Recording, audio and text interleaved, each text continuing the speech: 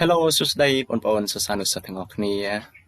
ជាពិសេសបងប្អូនដែលកំពុងតែតាមដានទស្សនានៅវីដេអូបង្រៀនភាសាអង់គ្លេសមួយនេះនៅក្នុងវីដេអូនេះលោកគ្រូនឹងលើកយកមេរៀនភាសាអង់គ្លេស English is fun ដែលមេរៀននេះគឺសម្រាប់បងប្អូនសិក្សានៅកម្រិតដំបូងឬក៏បងប្អូនដែលទៅនឹងចាប់ផ្ដើមរៀនភាសាអង់គ្លេសជាពិសេសនោះគឺបងប្អូនដែលកំពុងរៀនថ្នាក់ទី7ពីព្រោះសិភៅ English is fun នេះគឺក្រសួងបានដាក់បញ្ចូលទៅក្នុងកម្មវិធីសិក្សាថ្នាក់ទី7ហើយវាជាសិភៅជំនួយមួយដែលសិភៅនេះគឺងាយស្រួលមែនទែននៅក្នុងការរៀនហើយបងប្អូនទាំងអស់គ្នានឹងងាយស្រួលក្នុងការប្រើប្រាស់សិភៅនេះក្នុងការសន្ទនាផ្សេងៗសិភៅនេះគឺផ្ដោតសំខាន់ទៅលើការនិយាយណាអញ្ចឹងបងប្អូនណាដែលចង់ចេះនិយាយភាសាអង់គ្លេសបងប្អូនអាចរៀនជាមួយនឹងលោកគ្រូនឹងបង្រៀនបងប្អូនពាក់ព័ន្ធជាមួយសិភៅនេះលោកគ្រូគិតថាមានបងប្អូនមួយចំនួនដែលកំពុងតែមើលនៅវីដេអូមួយនេះគឺមានសិភៅនេះគ្រប់គ្នាហើយប៉ុន្តែការអានភាសាអង់គ្លេសឬក៏ការបញ្យល់បងប្អូនអាចនឹងមិនទាន់បានចេះអាននៅឡើយទេគ្រាន់តែមានសិភៅហើយអត់ទាន់ចេះអានអញ្ចឹងបងប្អូនណាដែលមានសិភៅហើយបងប្អូនអាចរៀនជាមួយលោកគ្រូនឹងអានឲ្យបងប្អូនចេះទាំងអស់គ្នាបងប្អូនមិនបាច់ទៅរៀនគួរបើសិនជាបងប្អូនគ្មានថវិកាក្នុងការរៀនគួរអ្វីនោះទេបងប្អូនអាចរៀនតាម YouTube ដោយប្រើទូរស័ព្ទដៃ smartphone របស់បងប្អូនបានណាអញ្ចឹងយើងមកខាត់ពេអញ្ចឹងយើងទៅមើលមេរៀនEnglish is fun ទាំងអស់គ្នាបាទជានៅក្នុងវីដេអូនេះលោកគ្រូនឹងលើកយកមេរៀនទី1មកបង្រៀនបងប្អូនសម្រាប់ការសរសេរអក្សរជនជំនះភាសាអង់គ្លេសទាំង26តួលោកគ្រូអត់បរិញ្ញាទេលោកគ្រូសង្ឃឹមថាបងប្អូនទាំងអស់គ្នាចេះហើយនៅក្នុងថ្នាក់កម្រិតក្រោមមកណាចឹងនៅក្នុងវីដេអូនេះលោកគ្រូនឹងលើកយក Unit 1តែម្ដងមានន័យថាមេរៀនទី1ណាចឹងយើងអានថា Unit 1ណា Unit 1បាទអញ្ចឹងកន្លែងនេះគឺអក្សរឆ្លាក់នេះអក្សរ U ណាហើយនេះ Unit 1បាទអញ្ចឹង Unit 1យើងប្រែថាមេរៀនទី1 Hello what's your name Hello what's your name បាទ Hello យើងប្រែថាសួស្តីណា what នេះគឺមកពី what is ណាពេលខ្លះយើងឮថា what is your nameតែចំណងជើងយើងគឺសរសេរកាត់ទៅជា what's your name ណាចឹងយើងអានឲ្យញាប់តិចមក what's your name hello what's your name បាទចឹង hello យើងប្រែថាសួស្តី what's your name តើអ្នកឈ្មោះអ្វីបាទអញ្ចឹងការបកប្រែគឺមាននៅខាងក្រោមហើយអញ្ចឹងលោកគ្រូសូមអានតែម្ដងណាបាទអញ្ចឹងបងប្អូនចេះអក្សរទាំងអស់គ្នាហើយណាអូខេចឹងមុននឹងចូលទៅដល់ខ្លឹមសារឬក៏ការសន្ទនារបស់យើងមើលរូបភាពទាំងអស់គ្នាជាមួយលោកគ្រូបាទអញ្ចឹងនៅក្នុងនេះយើងមានរូបភាពមួយដែលរូបភាពនេះគឺមានការជួបគ្នារវាងក្មេងប្រុសម្នាក់ហើយនិងក្មេងស្រីម្នាក់កុមារនិងកុមារីអញ្ចឹងនៅពេលដែលជួបគ្នាគឺទំនៀមទម្លាប់ខ្មែរយើងគឺសំពះណាយើងសំពះគ្នាទៅវិញទៅមកអញ្ចឹងខាងនេះកុមារានេះគាត់និយាយថា I'm Tom ណា I'm Tom ហើយតែវីខាងនេះគឺអានថា I'm Davy ណាកន្លែងយើងបើភាសាអង់គ្លេសជាមួយភាសាអង់គ្លេសគឺគេអានថា Tom ណា Tom and Jerry ណាប៉ុន្តែនៅកន្លែងនេះកុមារានេះគឺយើងអានថាទុំណា I'm Tom ណា I'm Tom am នេះមកពីពាក្យ I am ទៅពេលគឺសេចក្ដី am ណា am Tom ខ្ញុំគឺទុំឬក៏ខ្ញុំឈ្មោះទុំ and this girl ក្មេងស្រីម្នាក់នេះគឺ am Davy ណាខ្ញុំឈ្មោះ Davy ណាគាត់ប្រាប់ឈ្មោះគ្នាទៅវិញទៅមកអញ្ចឹងនេះគឺ am Tom am Davy អញ្ចឹងឧទាហរណ៍ថាលោកគ្រូឈ្មោះពិសីអញ្ចឹងនៅពេលដែលជួបគ្នាលោកគ្រូអាចនិយាយថា hello am ពិសីណាបើសិនជាបងប្អូនឈ្មោះបុប្ផាអញ្ចឹងបងប្អូនថា am បុប្ផាអញ្ចឹងមកណាអូខេអញ្ចឹងលោកគ្រូសង្ឃឹមថាតាន់កន្លែងរូបភាពណាអូខេឥឡូវយើងអ្វីដែលយើងត្រូវចេះនៅក្នុងវីដេអូនេះគឺនេះកន្លែងនេះបាទអញ្ចឹងអ្វីដែលយើងត្រូវចេះក្នុងមេរៀននេះគឺ keywords and phrases ចឹងលោកគ្រូសូមអានយឺត key កន្លែងនេះអានថា key ហ្នឹងយើងប្រែថាកូនសោណា words and phrases ណាបាទចឹងសូមថាតាមលោកគ្រូមក keywords and phrases keywords and phrases បាទចឹងយើងប្រែថាពាក្យនិង clear កន្លឹះណាអូខេចឹងពាក្យនិង clear កន្លឹះនៅក្នុងមេរៀននេះគឺយើងនឹងរៀនអំពីពាក្យ6ពាក្យដែលយើងគិតថាវាសំខាន់ហើយយើងត្រូវតែចាំអត្ថន័យរបស់វានីមួយៗហ្នឹងបាទអញ្ចឹងវាអត់ពិបាកអត់ច្រើនទេណា6ពាក្យណាអញ្ចឹងពាក្យទី1យើងអានថា name ណា name បាទអញ្ចឹងយើងថាតាមលោកគ្រូទាំងអស់គ្នា name បាទអញ្ចឹងយើងអានថា name អូខេអញ្ចឹង name នេះយើងប្រែថាឈ្មោះណាឈ្មោះ I នេះយើងប្រែថាខ្ញុំ what បាទ what ដូច what យើង what លោកអញ្ចឹងណាប៉ុន្តែមានថាចុងក្រោយបន្តិច what បាទ what នេះយើងប្រែថាអ្វី my បាទ my របស់ខ្ញុំ hello ស្មើនឹង hi សួស្តីណា hello hi នេះគឺប្រែថាសួស្តីដូចគ្នាហើយមួយទៀតគឺ your មិន your ណាកាលលោកគ្រូនៅតូចធ្លាប់រៀនលោកគ្រូអានថា your ណាប៉ុន្តែយើងអានថា your ណា your របស់អ្នកបាទអញ្ចឹងលោកគ្រូអានម្ដងទៀត name I what my hello hi your អូខេអញ្ចឹងពាក្យទាំង6នេះសូមបងប្អូនចាំទាំងអស់គ្នាសម្រាប់មេរៀនទី1នេះគឺពាក្យទាំង6នេះគឺសំខាន់នៅពេលរៀនមេរៀនក្រោយវានឹងជួបយើងនឹងជួបពាក្យទាំង6នេះតទៀតណាហើយយើងបន្ថែមពាក្យថ្មីមកយើងងាយស្រួលចាំបាទអញ្ចឹងនៅនេះគឺ clear កន្លឹះម្ដងអញ្ចឹង clear កន្លឹះទី1តើអ្នកឈ្មោះអ្វីអង់គ្លេសតើយើងសួរគេបែបម៉េចអញ្ចឹងដូចចំណងជើងយើងអានថា what's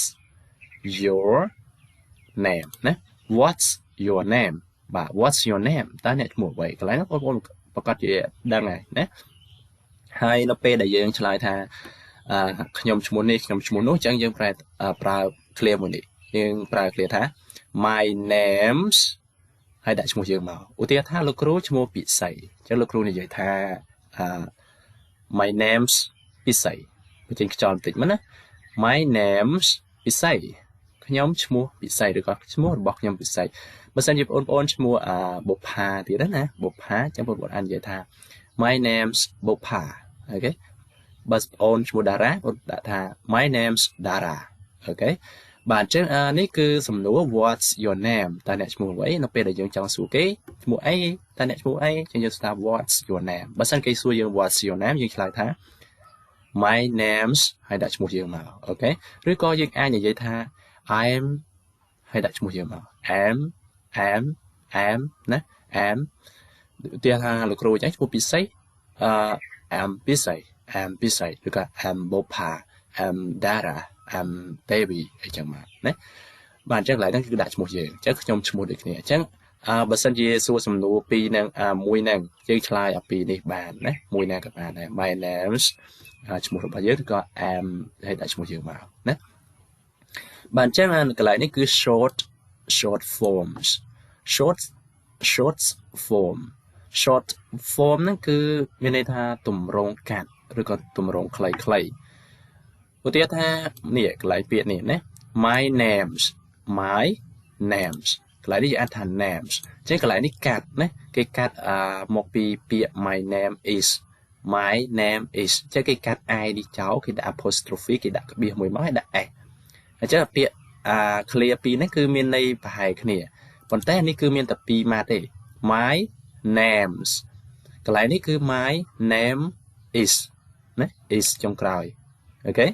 បាទអញ្ចឹងបើយើងភាគច្រើនគឺទម្រង់នៃការសរសេរគឺគេសរសេរពេញគេសរសេរ my name is ប៉ុន្តែសម្រាប់ការនិយាយគឺយើងនិយាយថា my name's អូខេបាទ my name's ពិសីយើងអត់ថា my name is ទេណាអូខេ ហើយមួយទៀត am am នេះគឺមកពីពាក្យ I am I បូកជាមួយនឹង am អញ្ចឹងយើងកាត់អក្សរ a នេះចោលគេដាក់ apostrophe មានថាដាក់បន្តហ្នឹងហើយដាក់អក្សរ am មកអញ្ចឹង I am ទៅជា am ណាអូខេបាទអញ្ចឹងមួយទៀតយើងឃើញនេះមានពាក្យពីរដែលមានន័យដូចគ្នា hello និង hi អញ្ចឹងលោកគ្រូសូមអានកន្លែងនឹងបញ្ជាក់អញ្ចឹងគេថាពាក្យ hi ហើយនិង hello ហ្នឹងប្រើសម្រាប់គារវកិច្ចប៉ុន្តែ hi ជាទូទៅត្រូវបានគេប្រើជាមួយមនុស្សជិតស្និទ្ធបាទអញ្ចឹង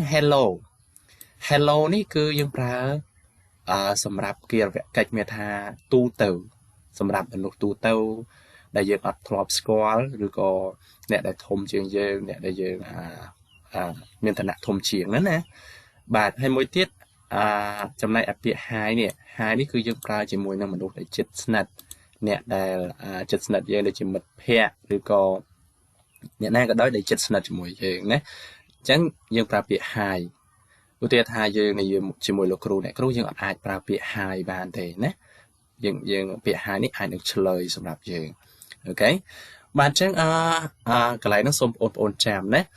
អូខេអញ្ចឹងឥឡូវយើងទៅមើលចំណុចបន្តទៀតនៅខាងស្ដាំនេះអូខេអញ្ចឹងនៅខាងស្ដាំនេះលោកគ្រូនឹងអាននៅការសន្ទនាមួយដែលការសន្ទនានេះគឺខ្លីទេបាទអញ្ចឹងការសន្ទនាយើងអង់គ្លេសយើងអានថា conversation យើងប្រែថាការសន្ទនាណាយើងប្រែហើយបាទអញ្ចឹងការសន្ទនានេះគឺមានពីររវាងតុំហើយនិងទេវីណាអញ្ចឹងនេះគឺតុំអូខេតុំហើយនិងទេវីអញ្ចឹងតុំនិយាយថា hello អូខេឬក៏ hello ណាសួស្ដីណាយើងប្រែថាសួស្ដីបាទសួស្ដីអញ្ចឹងតុំសួស្ដីអញ្ចឹងទេវីក៏ឆ្លើយថា hi អូខេ hello hi អូខេសួស្ដីណាយើងប្រែថាសួស្ដីដូចគ្នាអញ្ចឹងពីរអ្នកនេះគឺជាដិតទេយើងអត់ប្រកាន់ទេពាក្យហ្នឹងអញ្ចឹងតុំបន្តសួរថា what's your name ណាអញ្ចឹងកន្លែងហ្នឹងយើងប្រែថាម៉េចអញ្ចឹងប្រែថាតើអ្នកឈ្មោះអ្វីអញ្ចឹងតុំសួរទៅទេវីនៅពេលហ្នឹងអត់ទាន់ស្គាល់គ្នាទេណាអត់ទាន់ស្គាល់គ្នាគឺទៅតែជួបគ្នាដំបូង what's your name តើអ្នកឈ្មោះអីឬក៏តើអ្នកឈ្មោះអ្វីទេវីក៏ឆ្លើយថា I'm Devi ខ្ញុំឈ្មោះទេវី what's your name បាទតើអ្នកឈ្មោះអ្វីតុំឆ្លើយថា I'm Tom ណាអញ្ចឹងការសន្ទនាគឺងាយទេបើសិនជាបងប្អូនរៀននៅក្នុងថ្នាក់ប្រកបជាលោកគ្រូអ្នកគ្រូបានហៅឲ្យឡើងសន្ទនាហើយណាបាទអញ្ចឹងនៅពេលសន្ទនាគឺងាយទេការសន្ទនាខ្លីៗទេណាបាទអញ្ចឹងលោកគ្រូសូមអានម្ដងទៀត Hello Hi What's your name I'm Davy What's your name I'm Tom អូខេអញ្ចឹងយើងបញ្ចប់ការសន្ទនាប៉ុណ្ណឹងឥឡូវយើងមើលចំណុចបន្តទៀតអញ្ចឹងកន្លែងហ្នឹងលោកគ្រូសង្ឃឹមថាតើដល់អ្នកនេះបាទអញ្ចឹងយើងចូលមកដល់3ណាលេខ3ទី3 practice អូខេការអនុវត្តណាយើងចូលមកដល់ការអនុវត្ត practice យ៉ាងថា practice បាទអញ្ចឹង practice កន្លែងនេះគឺលោកគ្រូអត់បានសរសេរឲ្យទេគ្រាន់តែលោកគ្រូប្រាប់ថាសរសេរមុនណាក្រោយអញ្ចឹងកន្លែងហ្នឹងលោកគ្រូជឿជាក់ថាបងប្អូនទាំងអស់គ្នានឹងចេះហើយណាបាទអញ្ចឹងលោកគ្រូសូមបង្ហាញលឿនតែម្ដងអញ្ចឹងលោកគ្រូសូមអានកន្លែងនេះ letter A ណាអក្សរ A គឺ put the words in the correct order ចូលរៀបពាក្យទាំងនេះឲ្យបានត្រឹមត្រូវបាទអញ្ចឹងក្នុងការរៀបតើបងប្អូនគួររៀបអ្វីបាទអញ្ចឹងពាក្យនេះគឺ is your what name អញ្ចឹងយើងចាំសំណួរនឹងហើយគឺ what is your name អញ្ចឹងបងប្អូនកាន់ជាងាយយើងយកដាក់ what មកមុនមក what បន្តមក is your ហើយ name ណាអញ្ចឹងយើងដាក់អានេះមុនគេបន្តមក is what is your name ណាអញ្ចឹងយើងយកសេមកដាក់ក្រោមនឹងមកអូខេបាទលេខ2គឺ Devi I ហើយនឹង am អញ្ចឹងយើងសរសេរ I មក am ហើយនឹង Devi I am Devi ណា number 3គឺ name my Tom is អញ្ចឹងយើងសរសេរមិនយើងដាក់ my មុនមក my name is Tom អូខេបាទអញ្ចឹងជឿជាក់ថាបងប្អូនតន់ហើយប៉ុណ្ណឹងណាអូខេហើយ letter B អក្សរ B គឺ complete the following sentences with am is ណាចូលបំពេញល្បះខាងក្រោមដោយប្រើ am ឬក៏ is បាទអញ្ចឹង am យើងប្រើពេលណាប្រើជាមួយអីគេ is ប្រើជាមួយអីគេណាបាទអញ្ចឹងតើ1 2 3ហ្នឹងគូប្រើបំពេញចម្លោះដោយប្រើ am ឬក៏ is អញ្ចឹងយើងមើលទាំងអស់គ្នាមកអញ្ចឹងលេខ1 I នេះគឺ I is ទុំឬក៏ I am ទុំអញ្ចឹងយើងបានរៀនហ្នឹង I am ឬក៏ I is បាទអញ្ចឹងកន្លែងនេះក៏មានដែរក្នុងរូបភាពនេះក៏មានណាអញ្ចឹងគឺយើងប្រើពាក្យ am ណាយើងប្រើពាក្យមួយនេះណា I am ណា I am ទុំ what's ចុច your name បាទអញ្ចឹងកន្លែងហ្នឹងយើងដឹងហើយគឺ is ណា what is your name ហើយ number 3 the last one ចុងក្រោយ my name am ឬក៏ my name is my name ចុច Tevi បាទ my name is ណាអញ្ចឹង my name is Tevi បាទអញ្ចឹងនៅក្នុងវីដេអូនេះលោកគ្រូសូមបញ្ចប់ត្រឹមតែប៉ុណ្ណឹងហើយលោកគ្រូសង្ឃឹមថាបងប្អូនទាំងអស់គ្នានឹងទាន់នៅមេរៀនមួយនេះហើយបើសិនជាមានកំហុសខុសឆ្គងកើតឡើងដោយអចេតនាសូមបងប្អូនអធិស្ឋានហើយបើសិនជាចូលចិត្តនៅវីដេអូរបស់លោកគ្រូដែលបង្រៀនហ្នឹងហើយចង់តាមដាននៅវីដេអូមេរៀនទី2ទី3បន្តទៀតសូមបងប្អូនតាមដាននៅ channel របស់លោកគ្រូដោយចុច subscribe ឬក៏ជាវម្នាក់មួយហើយដាក់រូបបណ្ដឹងទៅដើម្បីពេលលោកគ្រូប្រផុសភ្លាមទៅបងប្អូនអាចនឹងមើលមេរៀនតណាបាទចឹងនៅក្នុងវីដេអូនេះមានតែប៉ុណ្្នឹងទេ Thanks for watching អរគុណសម្រាប់ការទស្សនាហើយយើងជួបគ្នានៅវីដេអូក្រោយទៀត Goodbye